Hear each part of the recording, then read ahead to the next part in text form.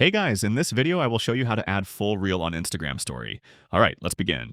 First, open Instagram on your device, either iPhone or Android.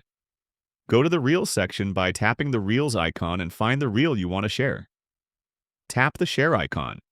If you try to add it directly to your story, Instagram will only include a 15-second clip. To share the full reel, scroll to the left and select Copy Link.